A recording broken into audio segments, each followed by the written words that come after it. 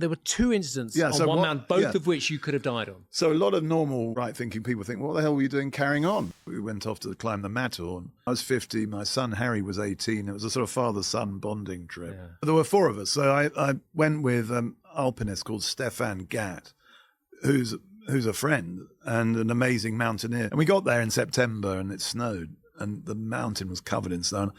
I should have smelt a rat when I didn't see anyone else on it.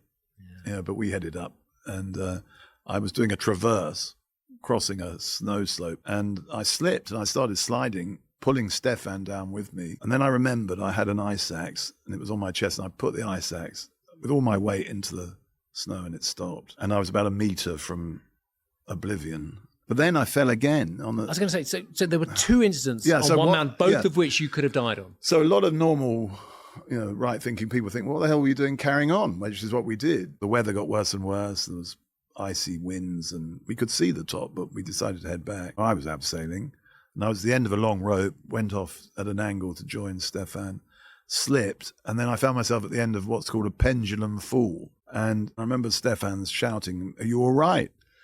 And I thought, well, I'm still alive. So I said, yeah, I'm all right. And he said, are you sure? And I said, well, yes, but I've broken my leg. And he said, how do you know you've broken your leg? And I said, because my foot's pointing in the wrong direction. Am I right in thinking they wouldn't let your son watch one of these? Yeah, when we nearly went off the slope, he turned Harry's face away so he wouldn't see us fall off. It was that close. So why was this my defining moment? I came back and I was smashed up. And I was thinking, I suppose having turned 50, very much about the second half of my life. And I decided I really wanted to live it purposefully, and I wanted our business to make as big an impact as it could. And that's when we settled subsequently on improving lives through work as our purpose. The fragility of life flashed before you at that moment and changed who you are as a person. I think it did. I felt very lucky to be alive.